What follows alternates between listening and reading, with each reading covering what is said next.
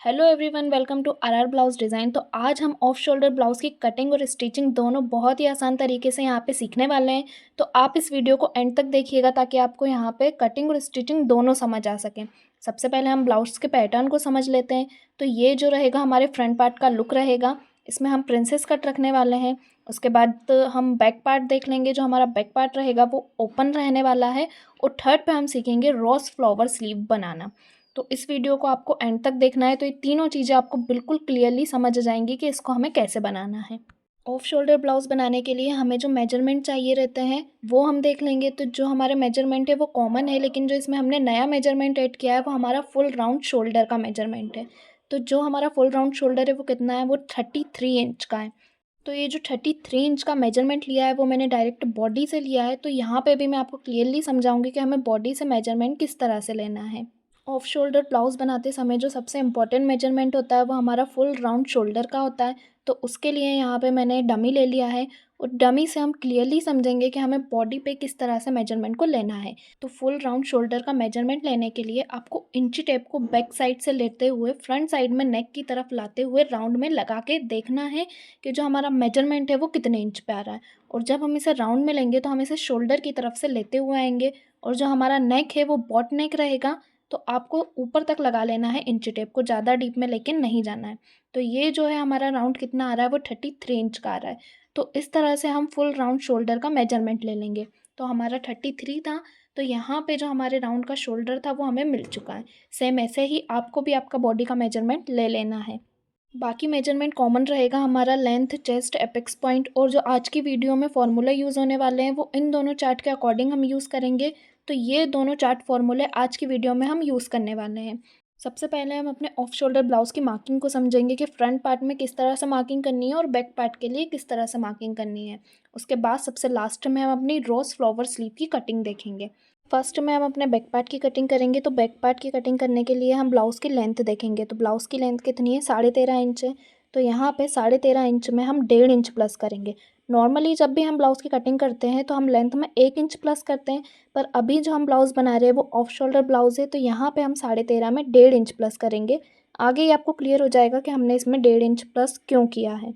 तो यहाँ पे हमारा कितना आया, 15 इंच। तो हम 15 इंच पे मार्किंग करेंगे अपने ब्लाउज़ की लेंथ के लिए। आपकी जो भी लेंथ रहेगी उसमें आपको 1.5 इंच प्लस कर देना है। जब भी हम बॉट नेक या डीप नेक ब्लाउज़ बनाते हैं तो हम लेंथ में बस 1 इंच प्लस करते हैं। लेकिन अभी जो हम ब्लाउज़ बना रहे हैं वो हमारा ऑफ शोल्डर ब्लाउज़ है, इसलिए हमने यहाँ पे 1.5 इंच प्लस किया है। हर टाइप के ब्लाउज़ में अलग अलग तरीके से मार्किंग की जाती है, तो हमें ब्लाउज़ बनाते टाइम छोटी छोटी बातों का ध्यान रखना होता है। तो इस वीडियो में आपको सब कुछ क्लियर समझ आएगा। तो यहाँ पे हमने लेंथ के लिए निशान लगा लिया है और लेंथ में हमने 1.5 इंच प्लस किया है। उसके बाद हम अपने शोल्डर देखेंगे कि हमें शोल्डर को कितना लेना है। तो यहाँ पे हम अपने शोल्डर का मेजरमेंट देखेंगे। तो हमारे शोल्डर 13 इंच के हैं। 13 को हम 2 से डिवाइड करेंगे, यानी कि हम 13 का हाफ़ लेंगे। तो 13 का हाफ़ आया 6.5 इंच। 6.5 इंच पे हम अपने शोल्डर के लिए निशान लगाएंगे। सेम बोटनेक ब्लाउज़ की तरह ही इस ब्लाउज़ की भी मार्किंग होगी। 6.5 इंच पे निशान लगाने के बाद आपको 1 इंच डाउन जाना है, जो हम हर ब्लाउज़ में डाउन करते हैं। हर साइज़ में आपको आपके शोल्डर को 1 इंच पे डाउन कर देना है। तो यहाँ से हम डाउन करके इसे मिला लेंगे। अगर आपने हमारे पुराने वीडियोस नहीं देखे हैं तो आप उन्हें भी जाके समझ सकते हैं कि किस तरह से ब्लाउज़ की कटिंग करनी होती है। अब हम अपने आर्म होल के लिए मार्किंग करेंगे। तो बहुत से लोगों को कन्फ्यूज़न होता है कि आर्म होल को कितने इंच पे लेना है। तो उसके लिए हमने एक चार्ट रेडी किया है जिससे आप समझ सकते हैं कि आर्म होल के लिए निशान कितने इंच पे लगाना होता है। तो यहाँ पे जो हमारा फॉर्मूला है उससे हम अपने आर्म होल की मार्किंग करेंगे। इस फॉर्मूले को यूज़ करने के लिए सबसे पहले हम अपने नेक का पैटर्न देखना होगा कि हमारा नेक पैक है या डीप है। तो जो हमारा बैक नेक है वो पैक है। तो जो हमारा ऊपर वाला फॉर्मूला है वो यूज़ होगा। तो ये फॉर्मूला कैसे यूज़ करना है ये भी हम यहाँ पर समझ लेंगे।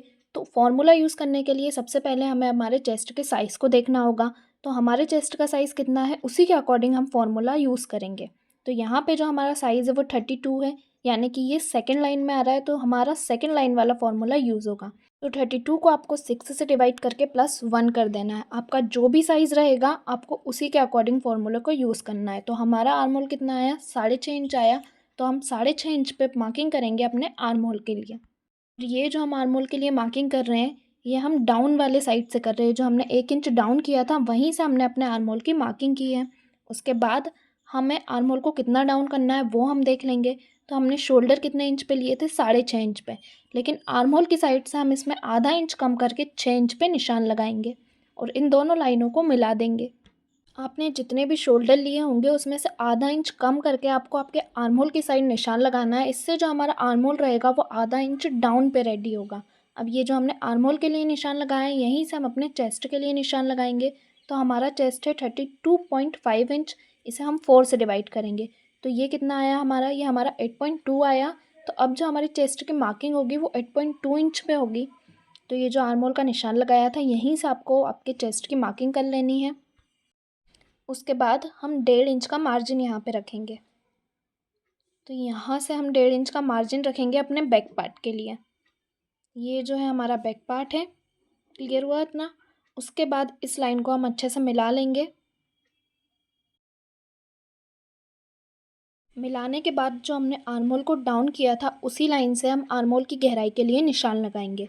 तो बैक पार्ट में हम गहराई के लिए 1 इंच पे निशान लगाएंगे और ये जो गहराई का निशान है वो फ्रंट पार्ट में 0.75 इंच पे लगेगा।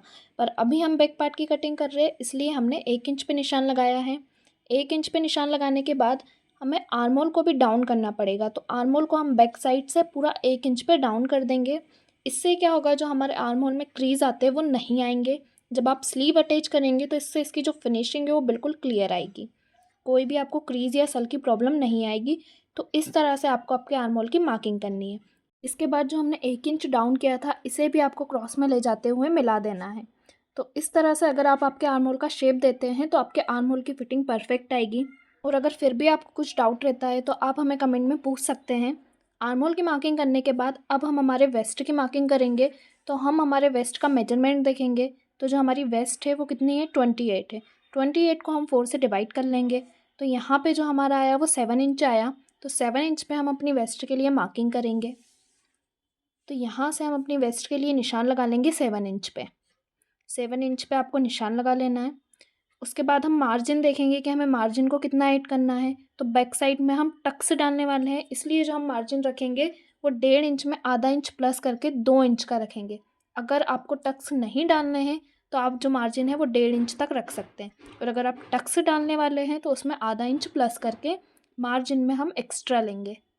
तो ये जो हमने बैक पार्ट की अब तक की मार्किंग की है, ये सेम वैसी ही मार्किंग है जैसे हम हमारे नॉर्मली बॉट नेक ब्लाउज में करते हैं। ये जो हमने शोल्डर डाउन किया, आर्म होल डाउन किया, सारी मार्किंग हमारी सेम ही थी। और ये जो शोल्डर हमने डाउन किए हैं 1 इंच पे, ये सभी साइज़ों में कंपलसरी होता है कि आपको 1 इंच पर ही इसको डाउन करना होता है। पर अभी जो हम ब्लाउज़ बना रहे हैं वो ऑफ शोल्डर ब्लाउज़ है, तो जो इसमें हमारे शोल्डर रहेंगे वो 1 इंच डाउन करने के बाद हम 0.75 इंच और डाउन करेंगे। जो हमारा चेस्ट का साइज़ है वो 32 इंच है। 32 इंच से लेके आप 36 साइज़ तक के लिए इसे 0.75 तक डाउन कर सकते हैं। अगर आपके चेस्ट का साइज़ ज़्यादा बड़ा है तो आप ज़्यादा से ज़्यादा इसे 1 इंच डाउन कर सकते हैं, लेकिन अभी हमने इसे बस 0.75 डाउन किया है। अगर आपका जो साइज़ है वो 36 इंच तक का है तो आपको इसको 0.75 इंच ही डाउन करना है। उसके बाद इस मार्किंग को भी हम मिला लेंगे। तो जो हमने लंबाई बढ़ाई थी अपनी 1.5 इंच, वो हमने इसीलिए बढ़ाई थी क्योंकि यहाँ से जो हमने इसको आधा इंच कम कर दिया है। तो जब हमारी लंबाई रहेगी वो इक्वली आ जाएगी। उसके बाद हम अपने नेक के लिए निशान लगाएंगे। तो नॉर्मली हम जो बॉट नेक ब्लाउज़ में गहराई लेते हैं 3.5 इंच की, यहाँ पे भी हम जो अपने नेक की गहराई लेंगे वो 3.5 इंच की ही लेंगे। इसके बाद हम अपने आर्म होल को समझेंगे, क्योंकि बहुत से लोगों को कन्फ्यूज़न रहता है कि शोल्डर को ज़्यादा डाउन करने से आर्म होल छोटा हो जाएगा। आधा इंच और हम यहाँ पे निशान लगाएंगे जो हमारा सिलाई में चला जाएगा। उसके बाद हम आर्म होल को नाप के देखेंगे कि हमारा आर्म होल है वो कितने इंच पे रेडी हो रहा है। तो यहाँ से जो हमारा आर्म होल है वो 7 इंच पे रेडी हो रहा है। अगर हम शोल्डर को 0.75 डाउन नहीं करते तो जो हमारा आर्म होल है वो 7.5 इंच पे रेडी होता, लेकिन अभी हमने डाउन कर दिया है तो ये 7 इंच पे रेडी हो रहा है। पर जो हम स्लीव रेडी करने वाले हैं वो हमारी रोज़ फ्लावर स्लीव है, और बाकी का जो एरिया है वो हमारा स्लीवलेस लेने वाला है। तो जब हम स्लीवलेस ब्लाउज़ बनाते हैं तो जो उसमें आर्म होल रहता है उसे आधा इंच हमें छोटा करके लेना होता है। तो यहाँ पे शोल्डर को डाउन करने से हमारा आर्म होल जो है वो ऑटोमेटिकली छोटा हो चुका है आधा इंच। अगर आप इसमें स्लीव अटैच करना चाहते हैं तो आपको आपके आर्म होल को आधा इंच बढ़ा देना है, लेकिन अभी जो हमारा ब्लाउज़ है वो स्लीवलेस रहने वाला है, इसलिए जो हमारा आर्म होल है वो 7 इंच पे परफेक्टली रेडी हो रहा है। उसके बाद हम अपने नेक को देखेंगे। जो हमने 3.5 इंच की गहराई ली है अपने नेक के लिए, उसे हमें इस तरह से शेप नहीं देना है। जब हम बॉटनिक ब्लाउज़ बनाते हैं तो उसका जो शेप रहता है वो ऐसा जाता है, लेकिन अभी जो हम ब्लाउज़ बना रहे हैं वो हमारा ऑफ शोल्डर ब्लाउज़ है। ऑफ शोल्डर ब्लाउज़ में नेक का शेप कैसे देना है वो हम समझेंगे। तो अब जो हमने 0.75 डाउन किया था वहाँ से हम एक लाइन खींचेंगे, उसे हमने जो 3.5 इंच की गहराई दी है अपने नेक के लिए वहाँ तक तिरछा ले जाके मिला देंगे। इस तरह से आपको इसे क्रॉस में मिला लेना है और इस लाइन को आपको ऊपर तक लेके जाना है। उसके बाद आपको इसे शोल्डर से इंच टेप रखना है अपने नेक की गहराई तक और इन दोनों का आपको सेंटर निकाल लेना है। शोल्डर से नेक तक का हम एक सेंटर निकाल लेंगे। अब ये जो हमने सेंटर निकाला है यहाँ से हम 0.3 इंच ऊपर जाएंगे और यहाँ से हम अपने नेक का शेप देंगे। तो ऊपर नीचे आपको क्रॉस में ले जाके इसे मिला लेना है। तो इतना आपको क्लियर हुआ कि हमें ऑफ शोल्डर ब्लाउज़ में नेक का शेप किस तरह से देना है। अगर ये बॉट नेक होता तो हम नॉर्मली बॉट नेक का शेप देते हैं, लेकिन अभी जो हमारा ब्लाउज़ है वो ऑफ शोल्डर है, तो इसमें कुछ इस तरह से आपको आपके नेक का शेप दे देना है। उसके बाद हम शोल्डर की मार्किंग करेंगे कि ऑफ शोल्डर ब्लाउज़ में जो शोल्डर वाला भाग होता है उसकी जो मार्किंग होगी वो किस तरह से होगी, उसे भी हम यहाँ पे ईज़िली समझने की कोशिश करेंगे। तो ये जो हमने ब्लाउज़ का पैटर्न ड्रॉ किया था इसकी मार्किंग हम अब तक कर चुके हैं। ये जो हमारा नेक है इसकी पूरे की मार्किंग हो चुकी है, पर जो ये साइड में बेल्ट निकला हुआ है हमें इसकी मार्किंग करनी है।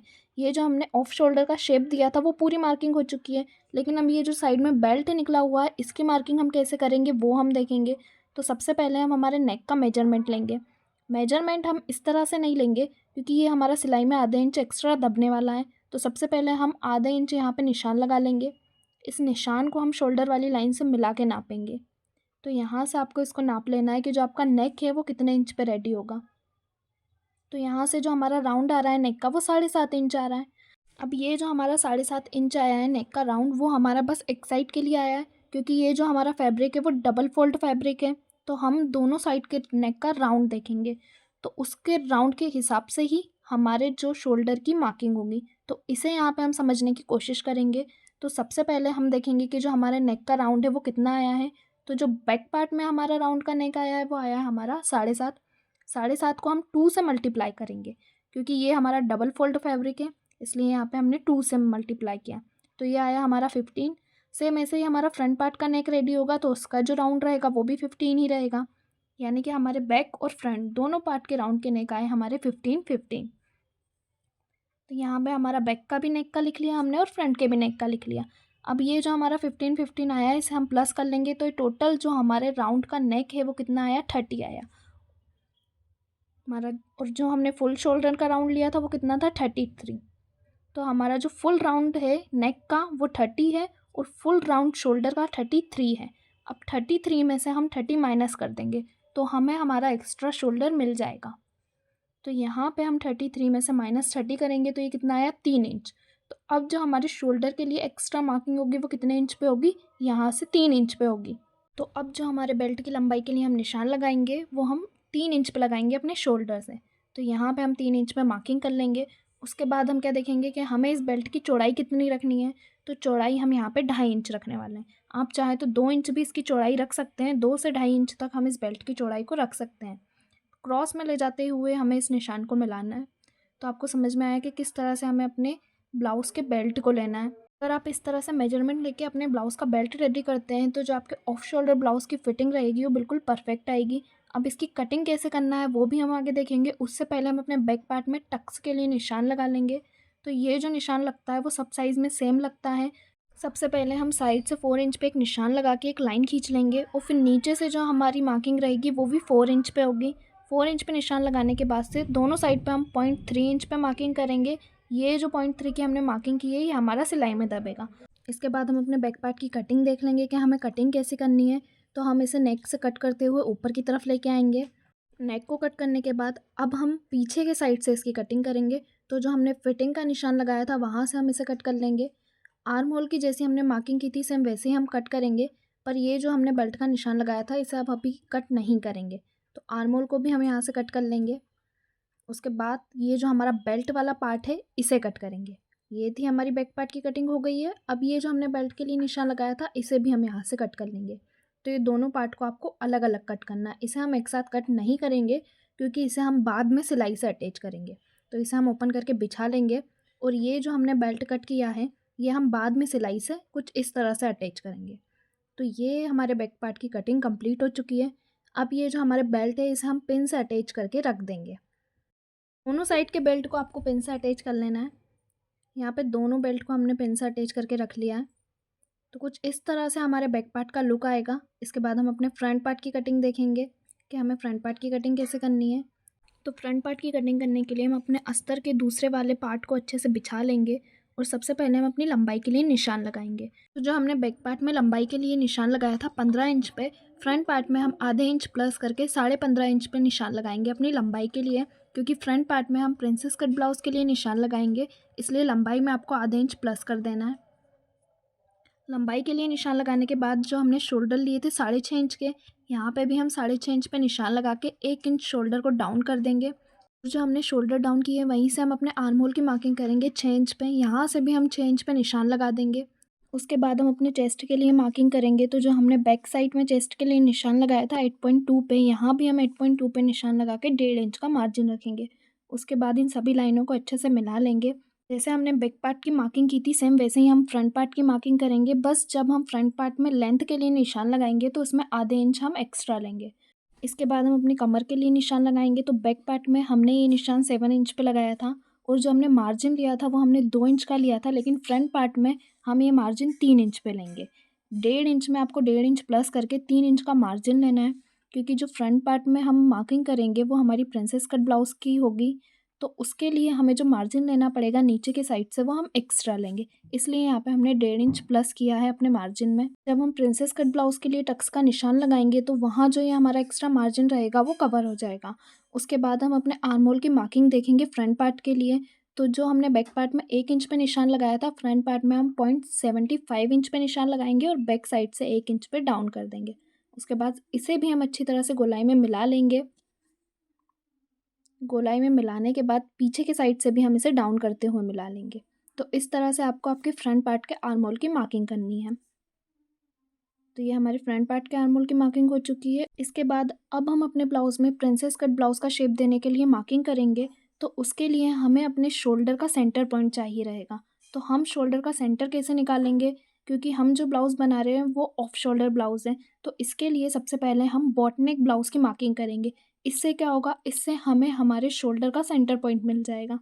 तो हम बॉट नेक ब्लाउज़ के लिए मार्किंग कर लेंगे। तो बॉट नेक के लिए हम 3.5 इंच पे निशान लगाएंगे और गहराई के लिए भी हम 3.5 इंच पे निशान लगाएंगे।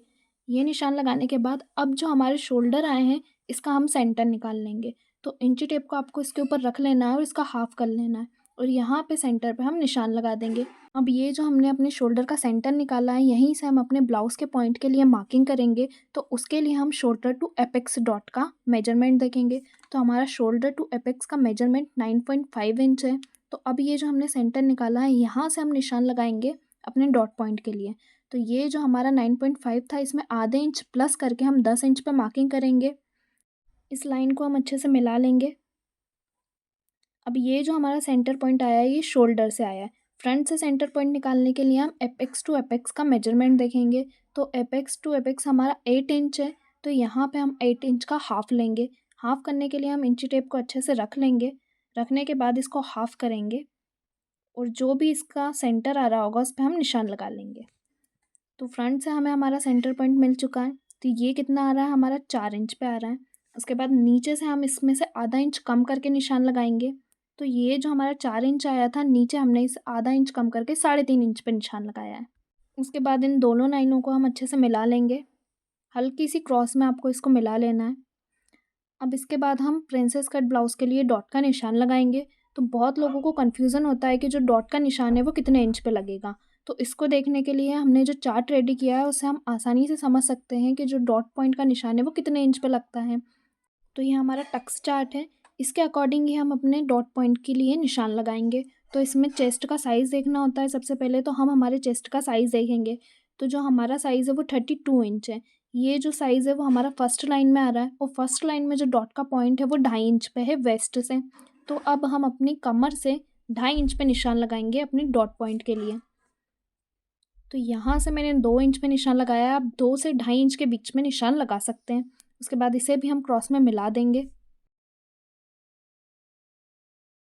इन दोनों लाइनों के बीच में जो गैप आ रहा है वो हमारे मार्जिन में कवर हो जाएगा, इसलिए हमने इसमें एक्स्ट्रा मार्जिन रखा था। अब ये जो हमारी सेकंड वाली लाइन है इसका हम एक सेंटर पॉइंट निकाल लेंगे। इंची टेप को आपको इसके ऊपर रखना है और इसको हाफ कर लेना है। तो ये हमारा सेंटर पॉइंट आ गया। अब जो हमने सेंटर पॉइंट निकाला उसका भी हम एक सेंटर निकाल लेंगे और इसे भी यहाँ पे हम निशान लगा लेंगे। और जो ये नीचे वाली लाइन है इसका भी हम एक सेंटर निकाल लेंगे। यहाँ से भी हम सेंटर निकाल लेंगे। अब ये जो हमने बीच वाला सेंटर निकाला है यहाँ से हम 0.3 इंच ऊपर की साइड जाएंगे और यहीं से हम अपने प्रिंसेस कट के लिए शेप देंगे। तो शेप देने के लिए हम हल्का सा क्रॉस में नीचे आएंगे और हल्का सा क्रॉस में ऊपर जाएंगे। दोनों साइड से आपको हल्का सा क्रॉस में लेते हुए इसे मिला लेना है। तो कुछ इस तरह से आपको इस लाइन का शेप दे देना है। उसके बाद हम इन दोनों लाइनों को नाप के देखेंगे तो ये हमारी 5.5 इंच पे रेडी हो रही है। सेम ये भी हमारी 5.5 इंच पे रेडी हो रही है। आपकी भी दोनों लाइन बराबर आनी चाहिए। इसके बाद फ्रंट साइड से हम 0.3 इंच ऊपर निशान लगाएंगे और बैक साइड से भी हम 0.3 इंच ऊपर पे एक निशान लगा लेंगे और इन दोनों लाइनों को क्रॉस में ले जाते हुए अपने सेंटर पॉइंट से हम मिला देंगे। ये जो हमने टक्स के लिए निशान लगाया है इससे हम मिला लेंगे। क्रॉस में ले जाते हुए आपको दोनों तरफ से लाइनों को अच्छे से मिला लेना है। ये जो हमारा फ्रंट पार्ट है इसमें हम बेल्ट नहीं रखते हैं, इसलिए जब हम इसकी सिलाई को अटैच करते हैं तो ये जो हमने क्रॉस के निशान लगाए हैं इससे जो हमारी फिटिंग है वो परफेक्ट आती है। बट जो हमारी लेंथ रहती है फ्रंट पार्ट की वो कम हो जाती है, इसलिए जब हमने फ्रंट पार्ट में लेंथ के लिए निशान लगाया था तो उसमें हमने आधे इंच एक्स्ट्रा लिया था। इससे जो हमारी लंबाई है वो प्रॉपर फिट आके बैठेगी। अब हम आर्म होल की तरफ से टक्स के लिए निशान लगाएंगे तो उसके लिए भी हम अपना चार्ट देखेंगे। चार्ट में जो हमारा साइज़ था वो फर्स्ट लाइन में था और फर्स्ट लाइन में जो आर्म होल की मार्किंग है वो 1.25 इंच पे है। तो अब जो हमने आर्म होल के लिए स्ट्रेट लाइन खींची थी यहीं से हम 1.25 इंच पे मार्क करेंगे और यहीं से हम अपने प्रिंस कट का शेप देंगे। शेप देने से पहले हम एक्स्ट्रा मार्जिन के लिए निशान लगाएंगे। तो उसके लिए जो हमने 1.25 इंच लिया है उसका हम हाफ़ कर लेंगे। हाफ़ करने पे हमारा कितना आया, 0.2 इंच आया। तो यहाँ से भी हम 0.2 इंच पे एक निशान लगाएंगे और साइड से भी 0.2 इंच पे निशान लगाएंगे। तो दोनों साइड से हमने 0.2 इंच पे निशान लगा लिया है। निशान लगाने के बाद हम दोनों लाइनों को अच्छे से मिला लेंगे। मिलाने के बाद हम इसका शेप दे देंगे। शेप देने के बाद जो हमने बैक पार्ट में शोल्डर को 0.75 डाउन किया था यहाँ से भी हम डाउन करके मिला लेंगे। उसके बाद शोल्डर और नेक वाली लाइन को मिला के इसका एक सेंटर पॉइंट हम निकाल लेंगे। तो यहाँ से आपको इंची टेप को हाफ़ करके इनका सेंटर निकाल लेना है। अब ये जो सेंटर वाली लाइन हमने निकाली थी यहाँ से 0.3 ऊपर जाके हम इसका शेप दे देंगे। शेप देने के बाद जो हमने बैक पार्ट में शोल्डर के लिए एक्स्ट्रा लिया था वैसे ही यहाँ से हम 3 इंच पे निशान लगाएंगे।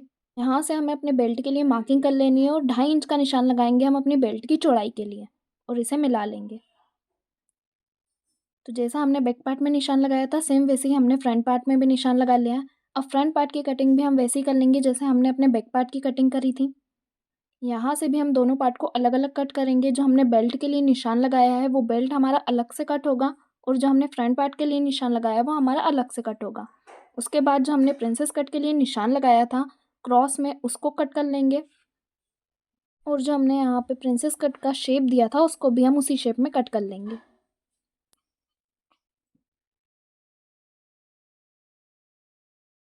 अब जो हमने टक्स पॉइंट के लिए निशान लगाया था वहाँ पे भी हम एक एक कट का निशान लगा लेंगे ताकि जब हम अपने ब्लाउज़ की सिलाई करेंगे तो ये जो दोनों हमारे टक्स पॉइंट है जिस पे हमने कट का निशान लगाया है ये दोनों बराबर पे आने चाहिए। तो यहाँ पे हमने दोनों पार्ट पे कट का निशान लगा लिया। अब ये जो है हमारे फ्रंट पार्ट की कटिंग हो चुकी है। इसके बाद हम देखेंगे जो हमने फ्रंट पार्ट में बेल्ट के लिए निशान लगाया था उसको भी हम कट कर लेंगे। तो यहाँ से जो हमने बेल्ट के लिए निशान लगाया था उसकी भी हम कटिंग कर लेंगे। इसे भी हमने अलग से कट किया है क्योंकि जब हम सिलाई करेंगे तो हम दोनों साइड के बेल्ट को अटैच करेंगे। इसे ओपन करके हम बिछा लेंगे और दोनों साइड पे इसके बेल्ट को हम रख देंगे। तो कुछ इस तरह से हमारे फ्रंट पार्ट का लुक आएगा। अब ये जो हमारा बेल्ट है इसे भी हम पिन से अटैच कर लेंगे। दोनों साइड पे आपको इसे अच्छे से पिन से अटैच कर लेना है। इसके बाद हम अपने फ्रंट पार्ट के ऊपर अपने बैक पार्ट को रख लेंगे। इसे अच्छे से जमा लेना है। तो आप देख सकते हैं कि किस तरह से हमारे फ्रंट और बैक पार्ट की कटिंग होने के बाद इसका लुक आएगा। बैक पार्ट हमारा ओपन रहेगा और ये जो हमारे दोनों बेल्ट हैं वो अटैच होंगे। तो ये बेल्ट हमारे पैक रहेंगे और बैक वाले पार्ट में हम उकाई करेंगे। हमारे दोनों साइड के जो बेल्ट रहेंगे उसे हम पैक रखने वाले हैं। तो पैक रखने के लिए हम अपने बेल्ट की कटिंग अलग कपड़े पे करेंगे। तो उसके लिए हम अपने बेल्ट की कटिंग को देखेंगे। दोनों साइड के बेल्ट को हम ले लेंगे यहाँ पे।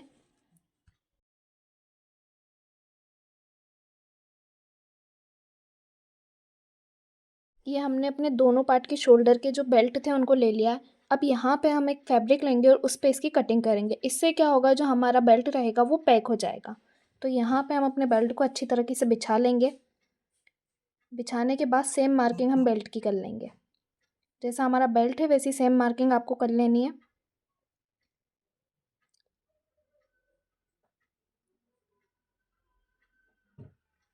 मार्किंग करने के बाद अब दोनों साइड से हम 0.3 इंच एक्स्ट्रा लेंगे।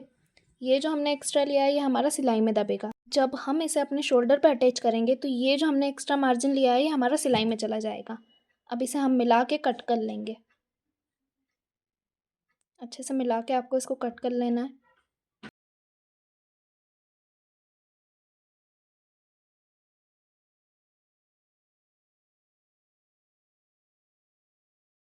तो ये जो हमारा एक बेल्ट है वो कट के रेडी हो चुका है और इसका लुक कुछ ऐसा आएगा जब हम इसे स्लीव पे अटैच करेंगे। सेम ऐसे ही हम इसे अपने दूसरे कपड़े पे रख के अपना दूसरा बेल्ट कट कर लेंगे।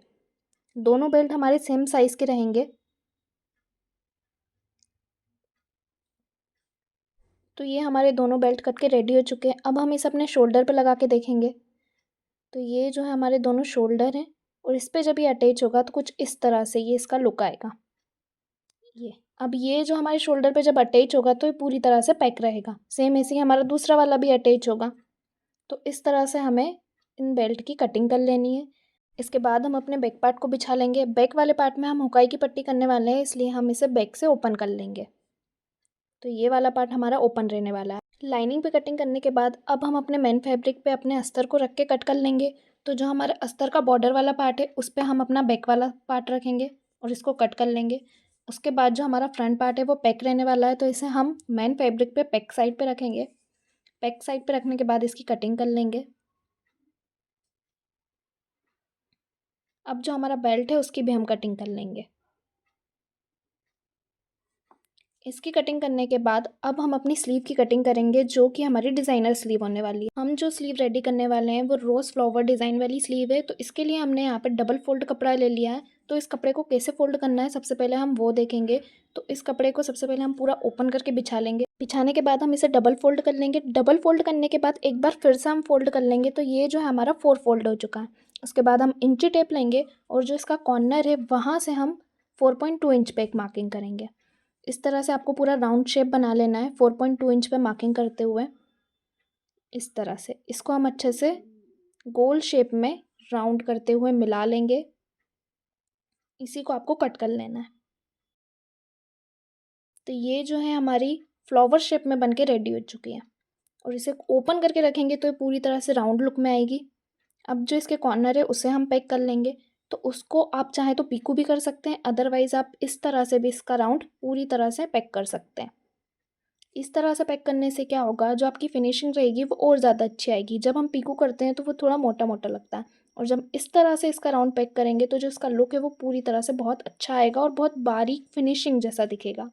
इस तरह से जो हमारी स्लीव का पूरा राउंड है वो रेडी हो चुका है। आप चाहें तो इस राउंड पे पीको भी कर सकते हैं। उसके बाद हम इसे फोल्ड करके देखेंगे कि इसका लुक कैसा आता है। इसे हम फोल्ड करेंगे इस तरह से तो ये बिल्कुल फ्लावर की तरह बन के रेडी होगा। सेम ऐसे ही हम 50-60 फ्लावर के राउंड रेडी कर लेंगे, जो मैंने ऑलरेडी रेडी कर लिए हैं। तो इस तरह से आपको 50 पीस रेडी करके रख लेने हैं स्लीव को बनाने के लिए। उसके बाद हम स्लीव को अटैच कैसे करना है और इसकी स्टिचिंग कैसे करना है उसको हम देखेंगे। तो सबसे पहले हम अपने फ्रंट पार्ट की स्टिचिंग देखेंगे कि हमें अपने फ्रंट पार्ट को कैसे स्टिच करना है। तो यहाँ पे मैंने अपने फ्रंट पार्ट को लिया है और इसे मैं अलग से अस्तर पे कट कर रही हूँ, क्योंकि जो मेरे फ्रंट पार्ट है उसमें मैं कप्स अटैच करने वाली हूँ। तो कप्स को किस तरह से अटैच करना है वो भी हम यहाँ पे देखेंगे। तो अगर आपको भी आपके ब्लाउज़ में कप्स अटैच करना है तो उसके लिए आपको आपके फ्रंट पार्ट को दूसरे स्तर पे सेम उसी तरह से कट कर लेना है। तो यहाँ पे मैंने अपने फ्रंट पार्ट को अलग से स्तर पे कट कर लिया है। कट करने के बाद जो हमने कट का निशान लगाया था वो हम दूसरे वाले अस्तर पे भी लगा लेंगे। उसके बाद ये जो हमने पार्ट कट किए हैं इन्हें हम अलग अलग अटैच करके रेडी करेंगे। तो सबसे पहले जो हमारी लाइनिंग रहेगी उसे हम अपने मेन फैब्रिक से अटैच कर लेंगे। तो जिस तरह से हम अस्तर टच करते हैं सेम उसी तरह से आपको कर लेना है। अब इसे पलट लेंगे और सिलाई से अच्छे से हम पैक कर लेंगे। जब भी हम ब्लाउज़ के अस्तर टच करते हैं तो जो हमारे ब्लाउज़ के पार्ट्स रहते हैं उन्हें हमें एक दूसरे के अपोजिट रख के टच करना होता है। उसके बाद हम कच्ची सिलाई लगाकर इसे पूरी तरह से पैक कर लेंगे। दोनों पार्ट पे आपको इसी तरह से सिलाई को चला लेना है और ये जो हमारा एक्स्ट्रा फैब्रिक रहेगा इसे हम कट कर लेंगे।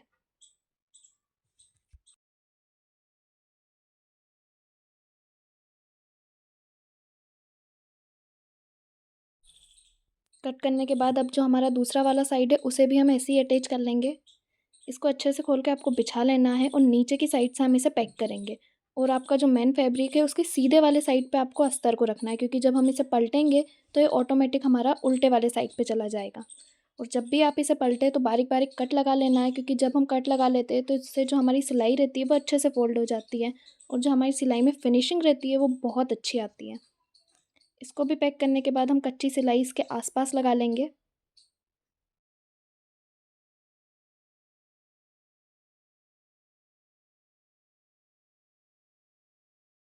लगाने के बाद ये जो हमारा एक्स्ट्रा फैब्रिक है इसे भी हम कट कर लेंगे।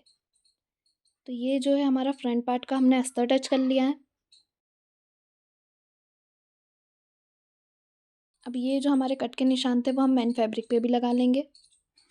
उसके बाद हम इसमें टुक्की अटैच करेंगे, तो जो इसकी टुक्की को अटैच करेंगे वो हम ऊपर से अटैच करते हुए नीचे की तरफ लेके आएंगे। अच्छे से खींचते हुए इसे आपको नीचे की तरफ लेते हुए आना है और आपको ध्यान रखना है कि जो हमने कट के पॉइंट लगाए थे वो दोनों कट के पॉइंट सेम निशान पे आने चाहिए। सेम दूसरी साइड भी हम अपनी टुक्की को अटैच कर लेंगे। इसको भी हम ऊपर की साइड से अटैच करते हुए नीचे की तरफ खींचते हुए लेके आएंगे और जो हमारे दोनों कट के पॉइंट है वो सेम जगह पे आने चाहिए। तो कुछ इस तरह से आपको आपके प्रिंसेस कट ब्लाउज़ की स्टिचिंग कर लेनी है। ये हमारा फ्रंट वाला पार्ट बन के रेडी हो चुका है। उसके बाद जो हमने सेकंड लाइनिंग कट की थी उसे भी सेम इसी तरह से हम अटैच कर लेंगे। अब ये जो हमारा टुक्की वाला पार्ट रहेगा इसे भी ऊपर से आपको अटैच करते हुए खींचते हुए लेके आना है और यहाँ पे सिलाई लगा देना है। दूसरी वाली साइड पे भी आपको इसी तरह से अटैच कर लेना है।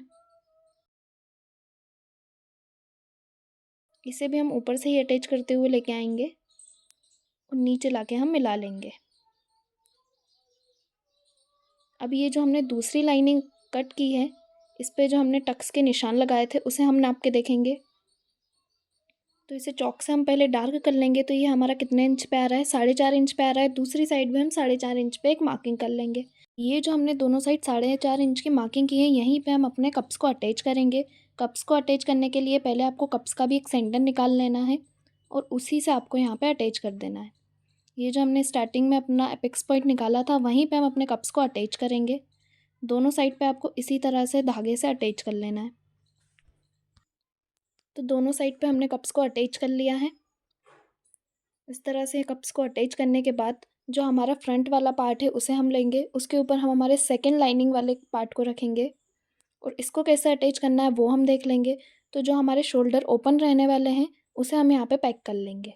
तो जो हमारी सेकंड लाइनिंग है उसे हम अपने शोल्डर के ऊपर जमा लेंगे और आर्म होल से सिलाई लगाते हुए नीचे तक ले आएंगे। ये जो ब्लाउज़ है हमारा वो स्लीवलेस रहने वाला है, इसलिए इसे साइड से पैक करना ज़रूरी है। तो ये जो लाइनिंग वाला फैब्रिक रहेगा इसे हम पैक कर लेंगे। पैक करने के बाद आसपास से हम बारीक कट लगा लेंगे दोनों साइड पे, जिससे ये हमारा अच्छे से फोल्ड हो सके। उसके बाद हम इसे पीछे की साइड पे पलट लेंगे। पलटने के बाद अब जो हमारे कप्स है वो अंदर हो चुके हैं और जो हमारा साइड से आर्मोल वाला पार्ट है वो पैक हो चुका है। अब हम इसमें पक्की सिलाई लगाकर इसे पूरी तरह से पैक कर लेंगे। दोनों साइड पे सेम इसी तरह से आपको सिलाई चला लेनी है। बिल्कुल फिनिशिंग के साथ आपको इस पे सिलाई लगा लेनी है।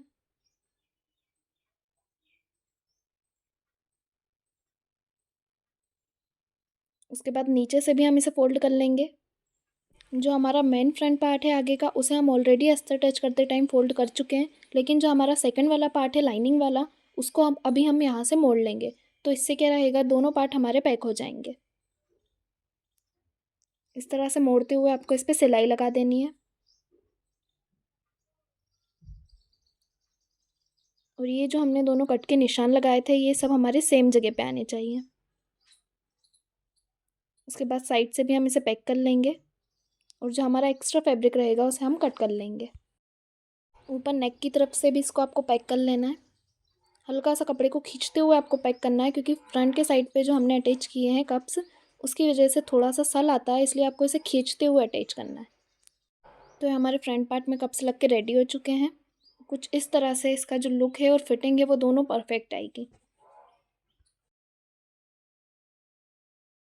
इसके बाद ये जो हमारा नेक का ओपन वाला पार्ट है इसे भी हम पट्टी लगा के पैक कर लेंगे। तो नेक में हम जो पट्टी लगाएंगे उसे हम ओरेप कट करेंगे।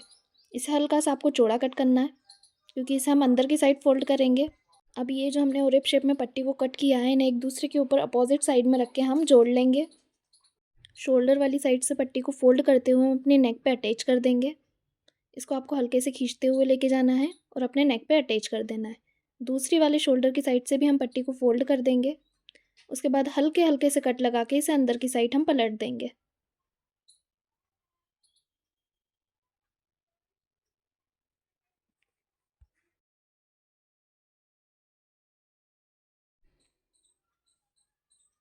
पलटने के बाद एक बार फिर से हम डबल सिलाई लगा के इसे पूरी तरह से पैक कर देंगे।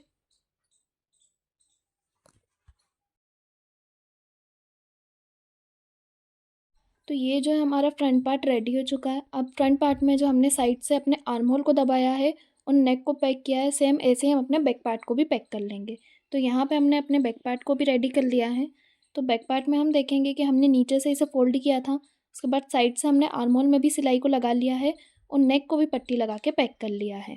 और बैक का जो हमारा ओपन वाला साइड था वहाँ पे हमने आई की पट्टी को लगाया है और दूसरे वाले पार्ट में हुक की पट्टी को रेडी किया है। बैक पार्ट में जो हमने टक्स के निशान लगाए थे उसे भी हमने सिलाई लगा के रेडी कर लिया है। तो ये जो है हमारा बैक पार्ट पूरी तरह से रेडी हो चुका है। तो बैक पार्ट की स्टिचिंग क्लियर हुई आपको कि हमें कैसे करना है। फ्रंट पार्ट की स्टिचिंग हम ऑलरेडी देख चुके हैं। उसके बाद जो हमने बेल्ट की कटिंग की थी, अब बेल्ट को भी हम यहाँ पे अटैच कर लेंगे। तो बेल्ट को हम अपने मेन फैब्रिक पे कैसे अटैच करना है वो हम देखेंगे। तो यहाँ पे हम अपने बेल्ट को ले लेंगे, लाइनिंग वाला फैब्रिक को हम मेन फैब्रिक के ऊपर बिछा लेंगे। यहाँ पे भी मेन फैब्रिक को आपको सीधे साइड पे रखना है। सीधे साइड पे रख के हमने सिलाई को लगा दिया है और दोनों साइड पे हम कट के निशान लगा लेंगे। कट के निशान लगाने के बाद हम इसे अंदर की साइड से फोल्ड करते हुए निकाल लेंगे। दोनों साइड को आपको ओपन रखना है क्योंकि ये दोनों जो साइड है वो आपकी शोल्डर पे जाके अटैच होगी। इसे अच्छे से आपको पलट लेना है। पलट लेने के बाद पक्की सिलाई लगाकर इसे पैक कर देंगे। सेम इसी तरह से हम अपना दूसरा वाला बेल्ट भी रेडी कर लेंगे। अच्छे से बारीक सिलाई लगाते हुए आपको ऊपर की साइड से भी इसको पैक कर लेना है और जो भी हमारा एक्स्ट्रा फैब्रिक रहेगा उसे हम कट कर लेंगे। बेल्ट हमारे दोनों यहाँ पे रेडी हो चुके हैं। अब इसे हम अपने शोल्डर पे अटैच करेंगे। तो शोल्डर पे अटैच करने के लिए सबसे पहले हम अपने फ्रंट पार्ट के ऊपर अपने बैक पार्ट को रखेंगे। दोनों पार्ट को आपको एक दूसरे के अपोजिट रखना है और जो हमारा बेल्ट रहेगा उसे हम दोनों शोल्डर पे अटैच करेंगे। जब भी आप बेल्ट को ब्लाउज पे अटैच करते हैं तो आपको ध्यान रखना है कि जो हमारे शोल्डर है वो एक दूसरे के अपोजिट होने चाहिए। अपोजिट रखते हुए आपको आपके शोल्डर पे बेल्ट को अटैच कर देना है। तो जो हमारा पैक वाला साइड रहेगा वो सेंटर में आ जाएगा और हमारे दोनों शोल्डर रहेंगे वो पैक हो जाएंगे। तो इस तरह से आपको आपके बेल्ट को लगा देना है। एक साइड पे हमने बेल्ट को रेडी कर लिया है, सेम उसी तरह से हम दूसरे साइड पे भी अपने बेल्ट को लगा के रेडी कर लेंगे।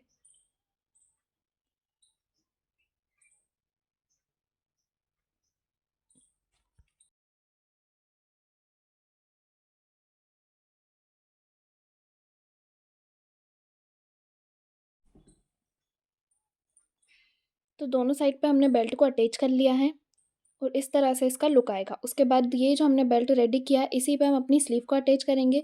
स्लीव को अटैच करने के लिए सबसे पहले हमें अपने बेल्ट का सेंटर लेना पड़ेगा। सेंटर पे निशान लगाने के बाद अब हम अपनी स्लीव देखेंगे। तो यहाँ पे जो हमने स्लीव को रेडी किया था राउंड शेप में उसे लेंगे और यहाँ पे इसे हम डबल फोल्ड करेंगे। डबल फोल्ड करने के बाद एक बार फिर से हम इसे फोल्ड करेंगे। फोल्ड करने के बाद इसे कैसे अटैच करना है वो हम देखेंगे। तो ये जो इसका सेंटर वाला भाग रहेगा इसे हम लेंगे और इसे सिलाई से हम टच कर देंगे। तो ये जो रहेगा पैक हो जाएगा। सिलाई से आपको इसे अच्छे से टक कर देना है और ये कुछ इस तरह से बन के रेडी होगा। सेम इसी तरह से जितने भी राउंड हमने रेडी किए थे उन्हें भी हम टक कर लेंगे। इससे पहले हम एक बार और समझेंगे कि किस तरह से हमें इसे सिलाई से टच करना है। तो सबसे पहले हमें इसे फ़ोल्ड करना है। फ़ोल्ड करने के बाद एक बार फिर से फ़ोल्ड करना है और इसकी जो ऊपर वाली लेयर रहेगी उसे हम छोड़ देंगे और नीचे वाली लेयर रहेगी उसे छोड़ के जो बीच की दोनों लेयर रहेगी उसे हम पकड़ के सिलाई से यहाँ पे अटैच कर देंगे। जो बीच की 2 लेयर रहेगी सेंटर वाली उसे यहाँ पे हमें पैक कर देना है। तो इससे जो हमारा राउंड रहेगा वो फ्लावर के शेप में बन के रेडी हो जाएगा। तो यहाँ पे हमने अपने जितने भी राउंड थे उन्हें सिलाई से पैक कर लिया है। अब इसे हम लगाना देखेंगे कि जब हम इसे अपने शोल्डर पर अटैच करेंगे तो उसे हमें कैसे अटैच करना है। तो सबसे पहले जो हमारा शोल्डर रहेगा उसका हमने जो सेंटर निकाला था उसे हम डार्क कर लेंगे। चॉक से यहाँ से निशान लगा के इसे हम डार्क करेंगे। इसके बाद ये जो हमने सेंटर निकाला है इसका भी एक सेंटर निकालेंगे। तो उसके लिए हम इंची टेप को अपने सेंटर से शोल्डर तक रख के जो इसका सेंटर आएगा वहाँ पे हम निशान लगा देंगे। इसे भी हम चॉक से डार्क कर लेंगे। अब ये जो दोनों हमने सेंटर निकाले हैं इनका भी हम एक सेंटर निकालेंगे। इंची टेप को वापस हम रखेंगे और हाफ करके यहाँ पे निशान लगा देंगे। अब जैसे हमने ये सेंटर निकाला है सेम दूसरी साइड में भी हम सेंटर निकाल लेंगे। तो उसके लिए हमने ये जो निशान लगाया है वहाँ से अपने शोल्डर तक इंची टेप को रख के उसको हाफ करके निशान लगा लेंगे। उसके बाद अब ये जो दोनों हमारे सेंटर आए हैं, इन दोनों का भी हम एक सेंटर निकालेंगे। तो वापस हम इन दोनों के बीच में इंची टेप को रख के हाफ कर लेंगे। तो इस तरह से हमें हमारे सेंटर मिल चुके हैं। एक बार फिर से हम इसे क्लियरली देख लेते हैं कि सबसे पहले हमने सेंटर निकाला था, उसके बाद आसपास के हमने 2 सेंटर निकाले हैं। अब यहाँ पे हम एक निशान लगाएंगे। सारे सेंटर की जो लाइन है वहाँ पे हम एक एक निशान लगा लेंगे। उसके बाद एक और निशान लगाएंगे और एक और निशान लगा लेंगे। तो जितनी भी हमारी सेंटर की लाइन है उसमें ये जो 3-3 लेयर हमारी आएंगी वो हमारी फ्लावर स्लीव की आएंगी। तो इस तरह से आपको आपकी फ्लावर वाली स्लीव लगानी है। और जब भी हम फ्लावर वाली स्लीव को अटैच करेंगे तो जो हमारा ओपन वाला साइड है वो हमारा नेक की तरफ रहेगा। जो ओपन वाला साइड है उसे आपको शोल्डर की तरफ नहीं रखना है, जो हमारी नेक वाली साइड है वहाँ पे आपको इसको रखना है। तो इससे जो इसका लुक है वो पूरा फ्लावर की तरह आएगा। तो इस तरह से आपको अटैच करते हुए लाना है। हर लाइन में एक एक फ्लावर हमें यहाँ पे रखते हुए लेके जाना है। सेम इसी तरह से आपको आपके फ्लावर को अटैच करना है। ये जो हमने निशान लगाए हैं उसी के ऊपर आपको फ्लावर को रखते हुए लेके आना है। हर लाइन में यहाँ पर 3-3 लेयर लगने वाली है फ्लावर की। इस फ्लावर डिज़ाइन को रेडी करने के लिए हमने कपड़े के टोटल 50 राउंड रेडी किए थे और एक स्लीव डिज़ाइन में हमारे 25 रोज़ लगे हैं। तो इसलिए हमने यहाँ पे 50 राउंड रेडी किए थे। आप चाहें तो यहाँ पे 60 राउंड भी रेडी कर सकते हैं अगर आपको ज़्यादा फ्लावर चाहिए। इस डिज़ाइन को बनाने में हमारा टोटल 3 मीटर फैब्रिक यूज़ हुआ है। अगर आप इसी तरह के नए नए ब्लाउज़ डिज़ाइन सीखना चाहते हैं तो हमारे चैनल को सब्सक्राइब कर लीजिए। आपको डेली नए नए ब्लाउज़ डिज़ाइन के अपडेट मिलते रहेंगे और साथ में बेल आइकन को भी प्रेस कीजिएगा ताकि जैसे ही वीडियो आएगी उसका नोटिफिकेशन आपके पास आ जाएगा। यहाँ पे जैसे हमने फर्स्ट राउंड में अपने रोज़ को ऐड किया था, सेम सेकेंड राउंड में भी हम अपने रोज़ को स्टिच कर लेंगे।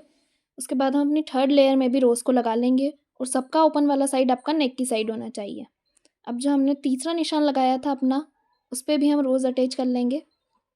तो इस तरह से आपको अटैच करते हुए इसको लेके आना है। तो यहाँ पे हमारी 3 लेयर तैयार हुई है। आपके रोज़ वाली जो फ्लावर की डिज़ाइन है उसके हमने 3 लेयर तैयार की हैं पूरी। अगर जब हमें ज़्यादा रोज़ वाली डिज़ाइन चाहिए रहती है तो हम 4 लेयर भी रेडी कर सकते हैं। तो यहाँ पे हमारी तीनों लेयर बन के रेडी हो चुकी है और इसका शेप भी कुछ रोज़ जैसा आने लगा है।